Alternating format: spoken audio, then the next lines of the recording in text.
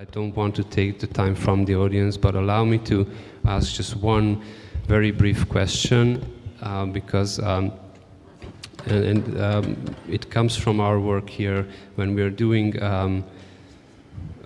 coding or cataloging or processing of these TV broadcasts.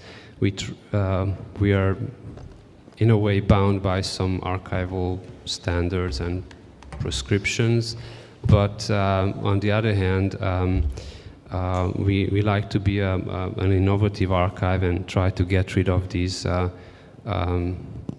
prescriptions, which sometimes feel like wearing a straitjacket, so you want to get out of it.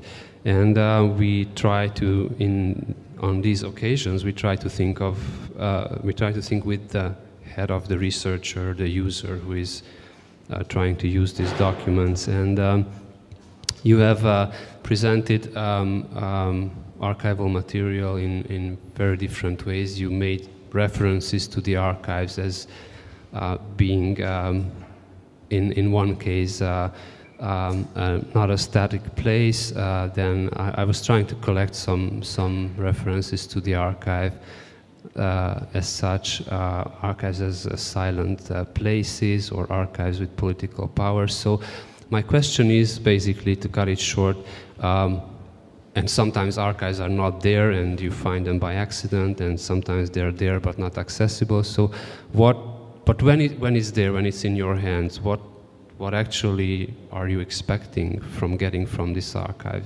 Like just next to the archival material, what kind of description, what kind of summary, what kind of help do you expect from the archive to give you in doing research? And I saw in Sheila's database online that you even presented some of your archival documents with the archival description, with the metadata and all that. So I'm wondering if you could just briefly address this question. I mean, I can. When we started working on Abuna Distia Omnes, I really wanted to start fresh without heavy burden of previous knowledge. I experienced the war, which is very difficult to then distance myself. But I said, okay, let's start from the beginning and let's see if I would learn about the war in Bosnia, where would I start? And if the forensics deals with a missing person, let's start from the list, let's know the numbers. So that's why I also mentioned we started very I started very pragmatic in trying to get the basic first information. And what I tried, because I worked with a team of students, political science students that were doing a research, and they were all born after the war, so they didn't have a first-hand experience. And what was very interesting for me to see how they go into the archives and the materials and the different sources and what they want to find out. So we really tried to get into the archives without a special way of thinking, which is learned in the university, in the in the studies, and I tried to get them to think in that way. For example, one of the researchers asked me when I said that we are lacking the international press coverage. She said, like, but where to start? It's too much. It's too many, and because of that fear, sometimes we deny ourselves access to new view, and that's when I said, like, just start doing it as the kid would do. Go on the web and first a magazine that comes into your mind, Google it together with the Bosnia war and dates and see what comes up. And that's how actually we started, really like a kids, like a teenager who are using the new medias, and that's where why I mentioned also the way of the video clips and the Snapchat and the way which is trying to liberate from the academic approach and analyzing the archive in a one method, because experiments are all about doing it from a different point and doing it for the first time. Anyone else? It was. For me, I think I have a really banal answer, which is getting the spelling and the dates right. I know it's really banal, but the number of times I took a really long way to finding something is a simple mistake in spelling or in dates. And I know it sounds, particularly in official archives, particularly in archives where the person who was the archivist was foreign to the language, and so even just like transliteration didn't work properly. So I know that's really banal, but it's true. And then when it comes to personal or private archives, one thing that's really useful is tracking the provenance of the tape. So it's not just what's on it, but how it got where it got to, because that also then helps track. For example, I found a tape in Radio Television Serbia's archive of the student protests in 1992. It's something that very obviously was not filmed by Radio Television Serbia, but someone decided to give them the tape. And it would have been incredibly useful if they had just written down who they got it from, because it's very obvious that the tape is not a single tape. It's quite obvious that there should be other tapes, but because they don't know who gave it to them. So that kind of stuff, I know it's really banal, but it's still on the level of just getting the basic information there. Everything else I do on my own. So I make my own database in FileMaker Pro. As I view archive, I make my own keywords, so it's not a preconceived set of keywords that I have. It actually starts with me watching material. I begin to notice patterns of things in the material, symbols, the gestures, the sentences, and then I start building up my own keyword system, and then I even go back and re-keyword stuff that I didn't follow that system until then, but I tend to build my own databases for searching what I've gathered. I don't tend to rely on the descriptions that come with the material.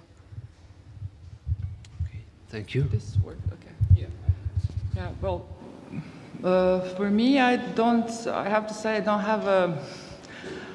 think I don't have a great respect towards archive footage, because I use it in a quite kind of binge eating way. I just like I use it usually online, because this is something which is very. It's very there, so it's easy to get access to. And I do not respect so much what is the source, and sometimes it becomes a problem in my work because I do not name the person who put it. And for me, it's not important, because for me, this why I'm saying I'm not respecting, because I always think about the present. For me, my work, even though when it talks about past or past events or phenomena which, for example, related to context of former Yugoslavia, it's always about the present. What is now? What we have now to do with it? And so this is always how I see it. I see it as something to reconstruct, to play with, and to basically make my own thing. So this is why I don't really. Maybe it's not okay considering the copyright laws and everything, but I unfortunately, this is how I do it. Yeah. And I very rarely actually I use the original material. Often, as it is what work that you saw, I perform it actually. I take that my body represents a sort of a medium between this past image and the present, and for me.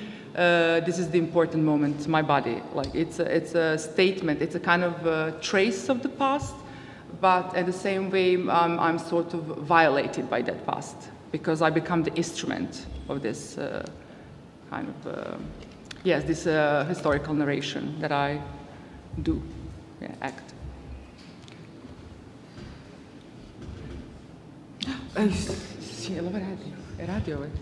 Radio. Jedan. What do I expect from the archives? Well, I expect to find some new meanings, but to keep the old meaning somewhere along the way from it, and to maybe to get some new ideas from this comparative image or analysis that can lead to some new stream of thoughts, or something that was hidden in it to just to emphasize, or but also to, like I said, to keep the old something from the old, meaning that it is important also to tell the story. So it is documentary, let's say, pastiche approach. Oh, that's it. Okay, thank you. Questions from the audience? Do we have the mic?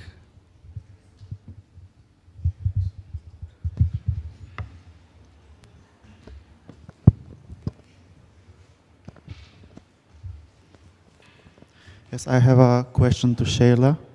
I think that in her works we can see not only a performance of the archive, but also in another way creating another archive.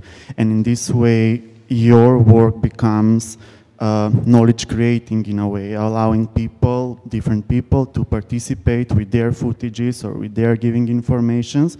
And you also mentioned in this way the need for creating a collective narrative concerning the war in your work. So my question goes in the direction, from speaking from your experience, how do you find the work of an artist who has dealt with this issue for a long time, because you worked previously and become well known with the Bosnian girl posters and so on.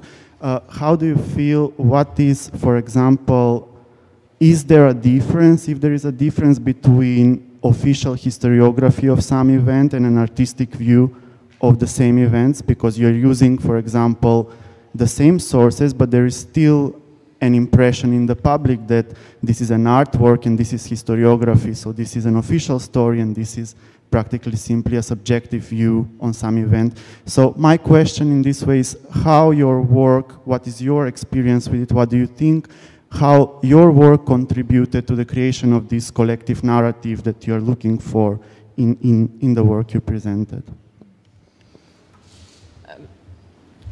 I believe that art is a corrective source of society. So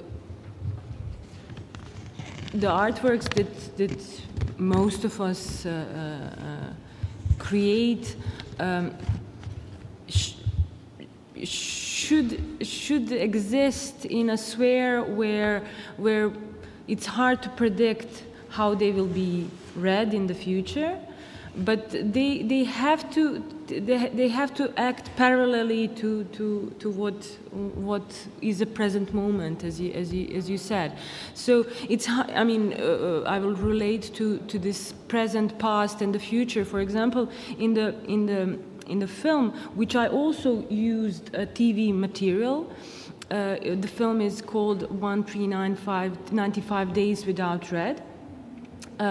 We actually recreated the path, the walk that one character or the characters, the citizens of Sarajevo, did during the siege, 4.5 years of siege, going from point A to point B. So without, it is in a way running for life, but it's not a chase. So it is this everyday choreography in which citizens were running from the snipers. And together with this main character who do this so-called choreography, we wanted to recreate the video footage of the Philharmonic Orchestra rehearsing in the TV station building during the siege of Sarajevo. So for me, it was a very interesting to incorporate in the work this past, present, and the future in one. So not to recreate the past by reacting it, but rather to say that the past exists in the present of each of us. And also, because of this creation of the artwork, it becomes a new memory and a corrective source, as I said, for the past. It will be a new document of what happened, which in a way then becomes mean of communication which is hard to define in a classical forms of academic or art system. So it is not a fiction, it is not documentary, it is not an art, but again, it might be a film, etc., etc. So I really like to work in that domain, and from my experience, I think that audience really find the way how to communicate, right? That they get into this different mode, which is not pre-assumption of what they should see, but rather to give them a space in which they will create their own environment and their own ideas and connections. And to come back to Abuna Distia Omnes, it is about this randomness which gives, which create this space for our own narrative, which when it's out there creates the society or something which is collective. Thank you. Any other questions?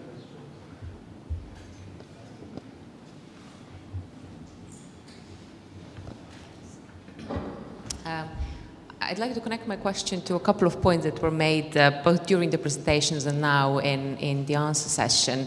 The first point was Mila's, so your description of the change that took place in the way historical documents, audiovisual documents are used, from them being treated as documents about the past, so to speak, to being treated as documents in itself, and realities in themselves.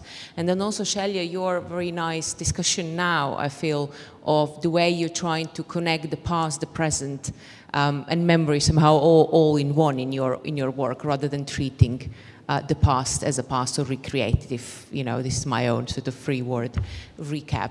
I'm wondering how this different treatment of the past in your work relates perhaps also to a different treatment of audiences and of your own audiences. Because I sense obviously that you are treating your audiences very differently to perhaps, you know, traditional documentary maker might. So I'm interested in hearing more about your perspective about all of you, I guess, about how you know, you incorporate the audience into the way you make your work, into the way you produce it, both as, you know, in some ways as subjects, participants in the videos that you're making, or as, you know, subjects that you're thinking of when you're making your work, if that makes sense. So what is your relationship with your audience?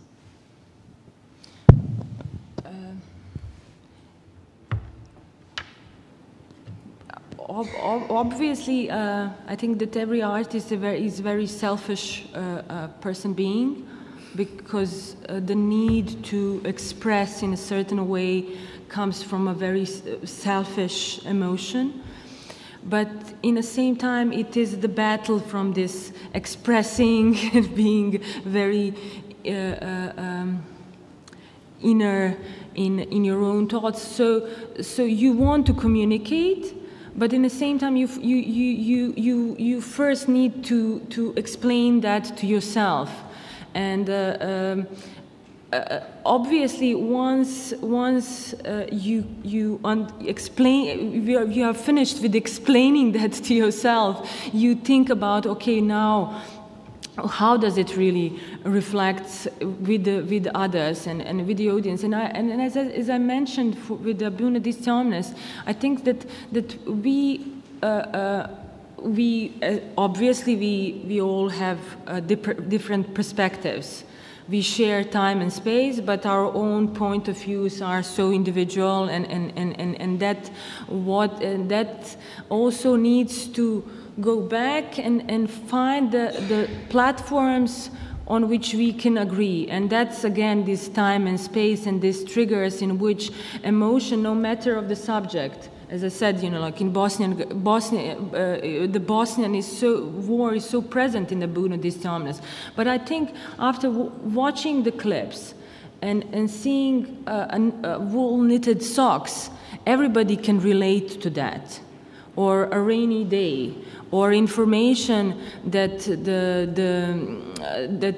that the April had 14 rainy days in 1992. It becomes, which is very relevant information in a context of forensics, and maybe in a Bosnian war, sort of. But in the same time, it connects to the audience, and someone can relate to that information in a very different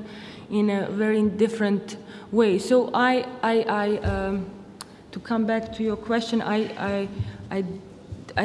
it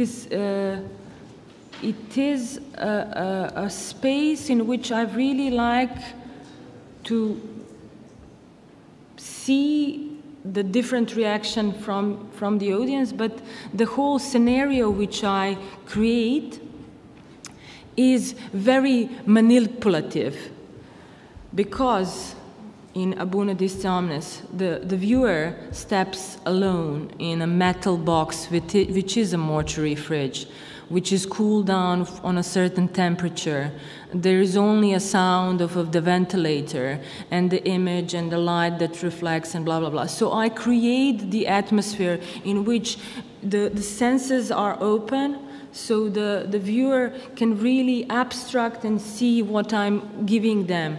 Again, to come back to the archives, how different can you see hours and hours and hours of the material, and be methodolic, be in a standard way of the presenting? Who would read a list of names and informations about what is on these tapes and find what is interesting? I'm saying them, everything is interesting, and through these clips you just see the fragments, and if something triggers you, then on your own time you go and dig deeper, or it will just leave a mark on you and you will remember it in a future. So I don't have a recipe, or I don't have the strategy is not very written, but it comes from different, I would say, strategies and different approaches which in the same time direct the audience, but also give them a space for them on to experience the work, to experience the data which I'm giving them. Hopefully I answered that. I think we can take one last question. Yeah, please go ahead. You have the mic?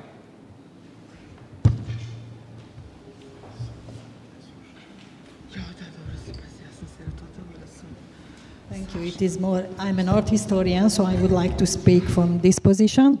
And for me, it is more like a comment than a question. And it was quite intriguing for me that the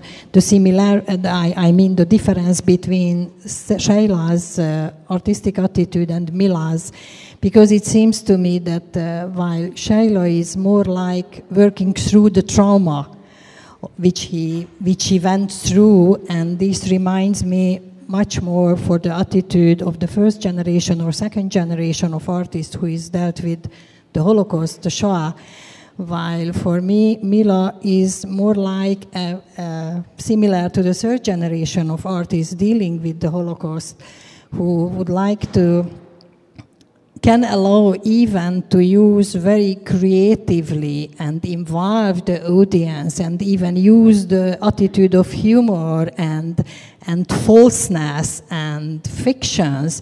So it doesn't want to be an evaluation. It is just because Sheila's attitude is very moving, very touching, but at the same time kind of closes out the audience. So there is just one way as we can relate to this, because it is so close to you, and because all the pictures are so very moving emotionally. So it just was intriguing for me that the different attitude of artists relating to Holocaust kind of repeats itself, regardless of from which generation you are speaking of, but how close you are to the historical event. So. You lost the moderator. Yes.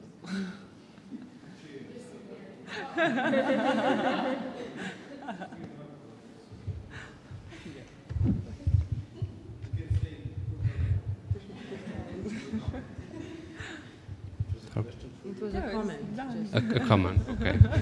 Sorry, apologies. I'm alone with my 2 kids, and I think we can conclude here.